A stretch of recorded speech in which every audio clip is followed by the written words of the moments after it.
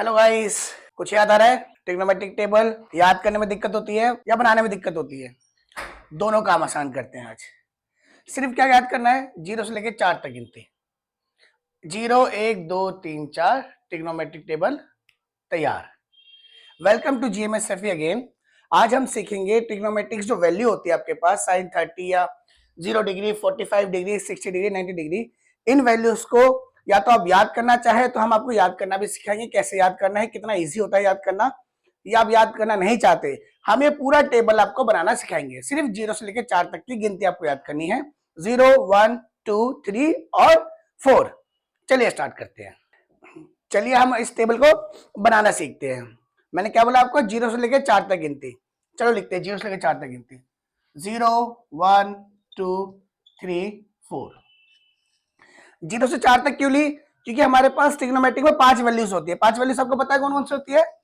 0 degree, 30 degree, 45 degree, 60 degree और 90। इसके अलावा 6 रेशियो होते हैं। कौन कौन से होते हैं?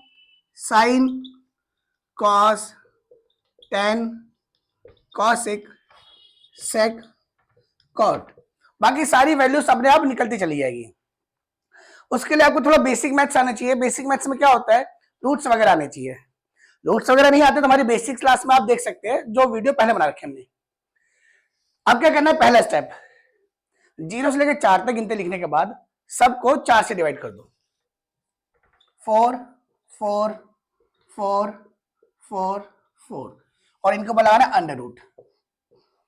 2 बार प्रैक्टिस करोगे ना आप लोग, 2 बार सिर्फ, सारी वैल्यूज याद हो जाएगी। सारी वैल्यू याद करने की जरूरत नहीं होती। साइन की वैल्यू अगर मैंने याद कर ली ना, याद करने वाली बात बता रहा हूं, या तो अपने आप निकल जाएगी। साइन की निकल गई तो सब निकल जाएगी। अब जिसको सॉल्व करना आता है ठीक है, जिसको नहीं आता उसके लिए बेसिक क्लास में आपको देख लीजिएगा। 0/4 आपको पता है, 0/4 को एक को सॉल्व करके दिखाता हूं। रूट 0/4 का मतलब हो गया ये रूट ऊपर का भी और रूट नीचे का भी।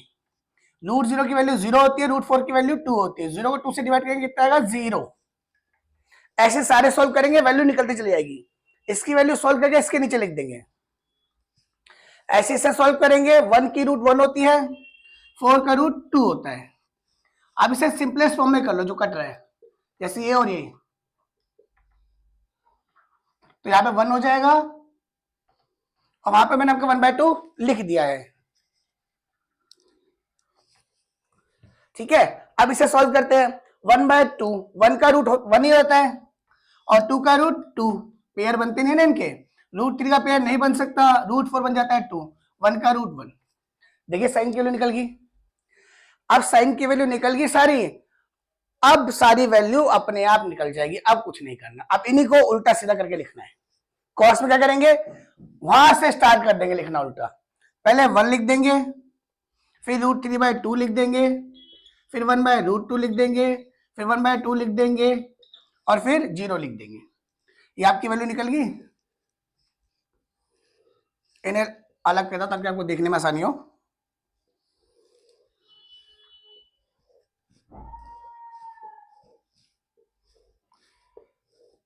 ठीक है, ये निकल गया आपकी साइन की वैल्यू, कॉस की वैल्यू। टेन की वैल्यू एक फॉर्मूला होता है जो इससे पहले क्लास में मैंने आपको सिखाया है।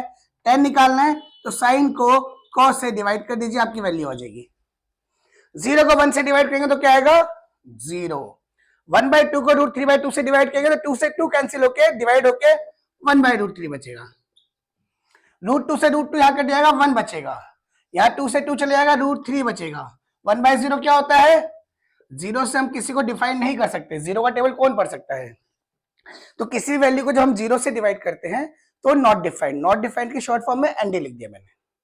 ठीक है, आप लोगों को समझ आ गया इतना? बस यही 3 वैल्यू चाहिए होती है मैन। बाकी रिलेशन आपको पता है। अभी 8.1 जब मैं आपको सिखा रहा था उसमें मैंने आपको बताया था कि इन 3 का रिलेशन, इन 3 का रेसिप्रोकल होता है। तो साइन की वैल्यू कॉस के रेसिप्रोकल होती है। तो रेसिप्रोकल करने का आसान तरीका क्या? सबके अपन 1 लगा दो ताकि आपको उनका रेसिप्रोकल निकालने में आसानी हो। और कोई है? और यहां भी लगा दो 0 के अपन 1 और 1 के अपन में 1 लगा दो, फर्क तो पड़ता नहीं। √3 के अपन में 1 लगा देते हैं सॉल्व करने के लिए इन सबको। 10 का क्या था? 1 था, 1 के अपन में 1 और √3 नीचे हो गया, थोड़ा ऊपर लिख देते हैं इसे भी, इसके अपॉन में 1 लगा देते हैं। एनडी का मतलब क्या आता है, एनडी आता है 1/0 से। अब छोटी छोटी यहाँ पे गैप कम है तो आपको लिखने में थोड़ी दिक्कत आएगी, देख लीजिएगा।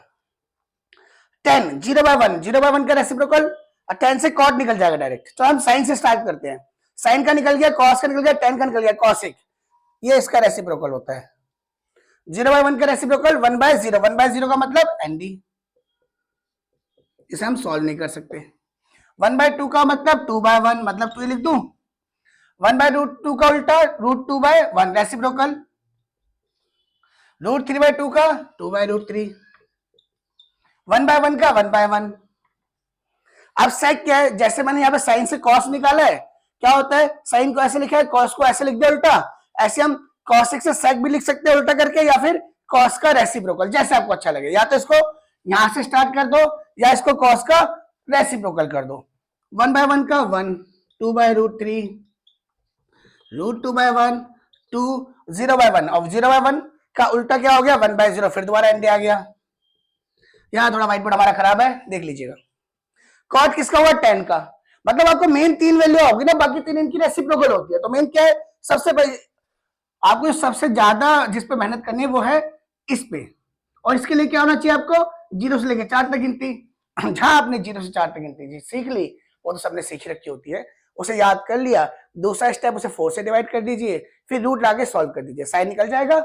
साइन निकलेगा, उसे वहां से स्टार्ट करके लिख दीजिए, कॉस निकल जाएगा, साइन बाय कॉस कर दीजिए, 10 निकल जाएगा। बाकी 3 इसके रेसिप्रोकल। कॉट हो गया 10 का, 1/0 मीन्स एनडी,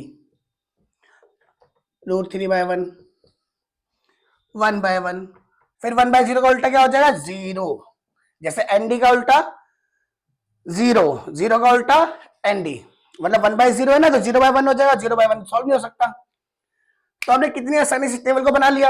एग्जाम में आते हैं क्वेश्चन, जो लंबे लंबे क्वेश्चन होते हैं, sin 30 cos 50 ऐसे लिखा होता है, उन्हें सॉल्व करना होता है, हम वैल्यू इतनी याद नहीं रख पाते।